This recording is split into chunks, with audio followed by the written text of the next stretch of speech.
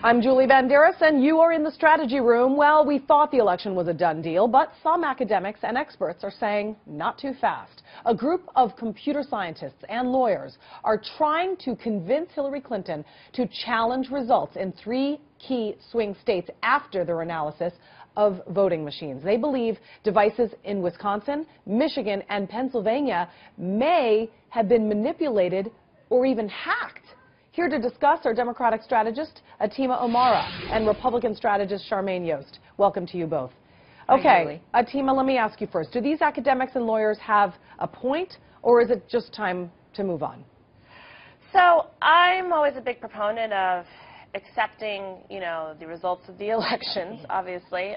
We've always had very clean elections. However, there had been some disturbing reports during the ongoing election cycle where you had Florida report that there had been attempts to hack their voter file through foreign entities, and I think another state had similar concerns.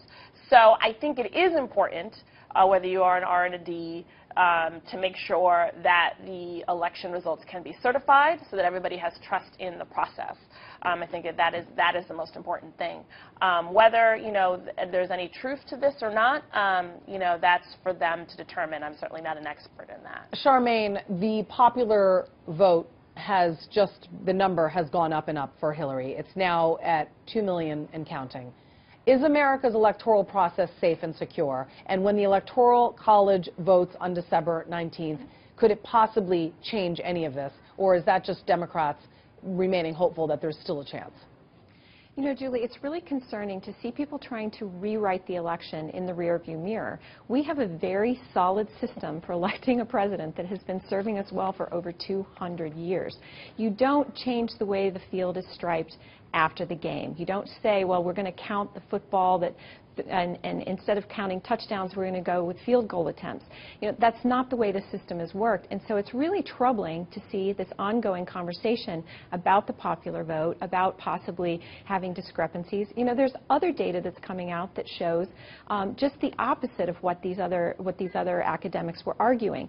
So I think it is really clear that we do need to move on at this point and focus on supporting the president-elect, supporting the administration that he's working to put together, because it's really starting to look like sour grapes. Atima, can we trust the Electoral College? Is it here to stay? And if the roles were reversed and Hillary Clinton, in fact, won the electoral and Donald Trump won 2 million of the popular vote, would we be seeing a contested election?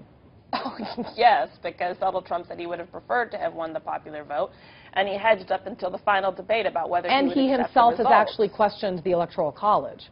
Yeah. Yes, he did. I think that the question is, if the shoe was on the other foot, would he, accept it? And I don't think he would have, just because he's been very hedgy about it, wanted to see how results laid out. And, right now there's a group of academic scientists. I don't know their partisan affiliation. It looks like they're mostly from academic institutes who are a bit concerned of the discrepancies between the technology machines versus the paper machines. Those are perfectly fair questions to ask, especially because we had reports prior to the election about voter systems being hacked into. So I think we need to take all of those claims, importantly, because, I don't care whether it benefits him. I don't care if it benefits her. We want to make sure that we have a clean system. All right. Well, this is the thing, though, is this is a Pandora's box. These academics are arguing that it would, if they went and re-looked at it, that it would benefit Hillary. But just the opposite could also be true. And, Atima, you're talking about some of the things that Donald Trump has said about what he would have preferred to have won. The things that I'm hearing him say is that he would have run an entirely different campaign if he was going after the popular vote. And that's the point, is that you play the game as it is set up.